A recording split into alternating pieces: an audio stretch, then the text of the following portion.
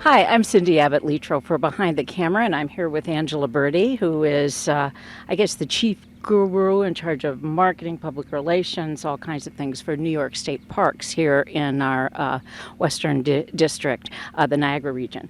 And Angela, it looks like, and we are in the middle of a field, but the reason for that is this is at Knox State Farm, and there's a film that is being done just over the hills there. And this region has become really pretty popular for filmmakers. Yeah, Hollywood loves our cornfields and our famous waterfalls and our old barns and all of the amazing assets that we have here at our New York State parks here locally.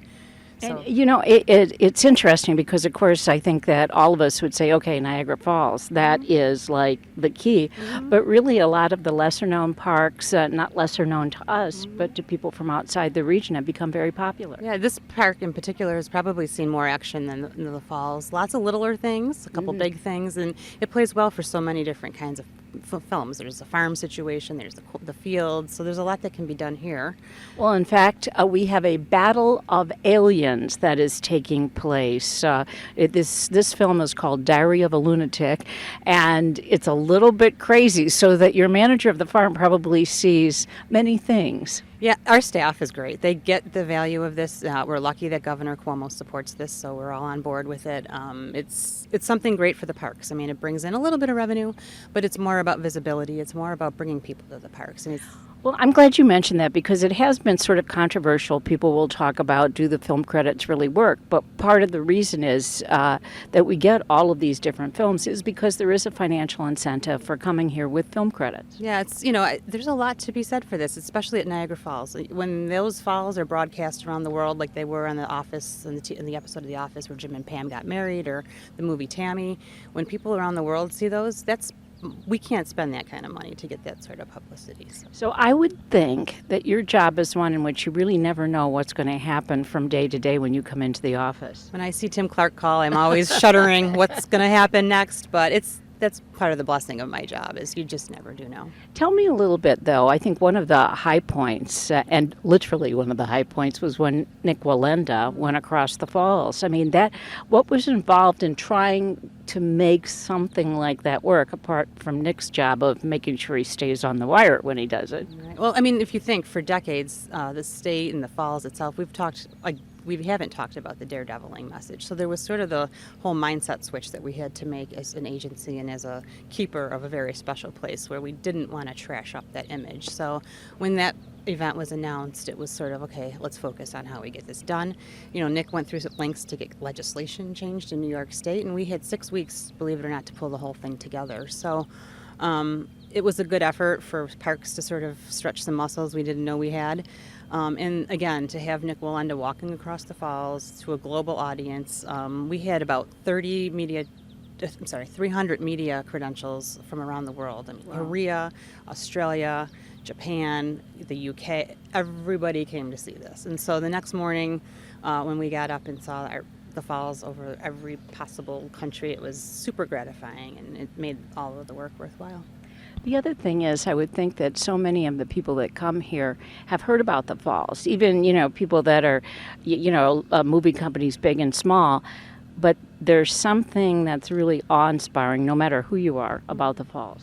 Even, for the films that don't always shoot at Niagara Falls, they still want to come through and see it. And so we welcome anybody who wants to come and see it. And so many of these folks are coming for the first time to see the falls, and they might have been to Oscars and Emmys and red carpets, but time and time again, it's the falls that they say is one of the best things that they've ever seen. Well, I remember that I happened to be there when Melissa McCarthy was there, and she and her husband, it was her husband's parents were celebrating their anniversary, and you went above and beyond to really make it a special time for them. Yeah, I mean, they were lovely. I mean, and that's the thing, everyone always says, well, what were they like? And we've been so lucky that everyone's been really, very kind and enjoyed their time in the falls, and the whole community goes above and beyond for things like that. I mean, the mayors were there, the tourism agency put on a big party, so we try to make it special, and I think that's part of why we're able to keep bringing films back to Western New York, because we work as a team, and it's great at State Parks to have the Film Commission as a really close partner.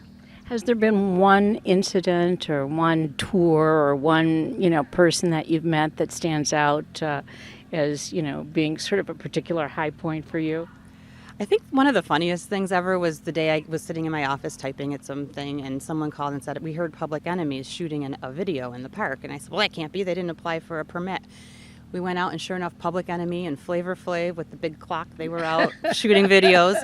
And, Flavor Flav would not leave. The rest of the posse and the crew left, and he loved the falls. He just was sitting there and looking at the falls and spending time everywhere he could at the falls. And it was fun because you wouldn't expect that from Flavor Flav. One of the things that I've experienced is the fact that for foreign visitors, this whole idea of the water and the clean water, the tremendous amount of it that's there, in some ways it's a very sort of a spiritual thing that, it affects different people in different ways. It is. I remember, I think you were with us when we had the Prime Minister of Kenya and his wife, and they said they were very strict. We only have 10 minutes. We have to do this quickly. They want to see the falls, but they can't stay. 40 minutes later, we were dragging them out because they just couldn't get over the fact that there was that much water. His wife was a geography teacher who had shown the falls to her students for years, and to be there, I think she was very moved by it. And so that sticks out in my head as an opportunity where, again, a world leader just taking so much away from it. And the fact is, they've also been to Beaver Island. I think they've been at Angola. It's not just the major parks like Knox Farm and Niagara Falls that have been used as locations. We had this crazy Japanese game show a couple years ago, I think, and they were at Beaver Island. Fort Niagara is also very active, and a lot of the stuff that we get isn't the fancy, aliens fighting in a field thing. We get a lot of HGTV, a lot of Travel Channel, Cooking Network kinds of things, which is fun too. And so they find something at every little park we have. They're, Midway State Park down in the southern tier, and we've just got so much to offer that it's endless for Hollywood. So you like your job, I have an idea. It's good. I'm very lucky. I've got the best job in New York State. Well, and you do a good job at it because it is, I've seen some of the requests that come across, and it's sometimes a little crazy, but congratulations on doing such a good job. That's it for this edition of Behind the Camera. We'll see you next time.